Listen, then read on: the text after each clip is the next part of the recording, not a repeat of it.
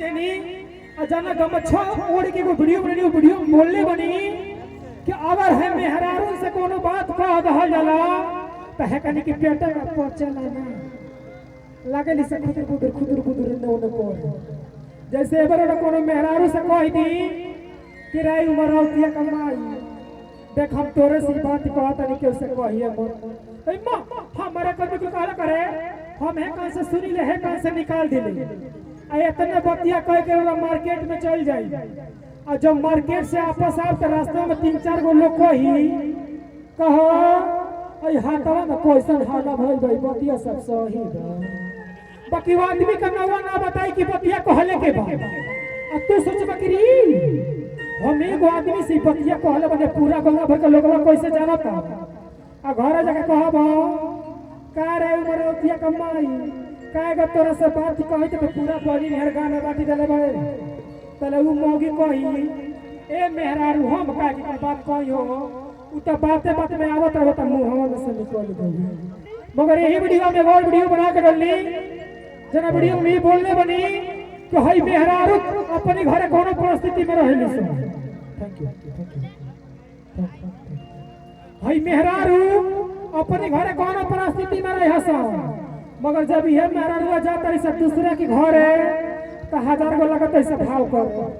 भले अपना घर जब आटा सनाता तब पसेना टप टप चुअता मगर जब यह मेहरारू दूसरा घर जाता है तो कहत है सो अरे बाप रे बाप ये कितना गर्मी होता है का तो घर लाइट नहीं का उ कोई देखे जी हाय लाइट में तो काट हो जब के हित ना के आवे के बगलवा लाइट काट देला सब चलो उ कोई बाप रे बाप तखबो कितना गर्व का मन तो करता पड़ते है कि ब्लाउज खोल कर फेंको पहले वो मौगी कही रे बाबू रे तखबो ओकर लुठा के तनको सिंगाता रे तनी और लाइटर तन फोन करबो तखबो मोर गइल कर तो कभी कभी हमारे घर में हमारे परिवार में ऐसा होता है कि जब कोई रिश्तेदार आ जाएगा तो अक्सर लाइट कट जाती है मगर यही वीडियो में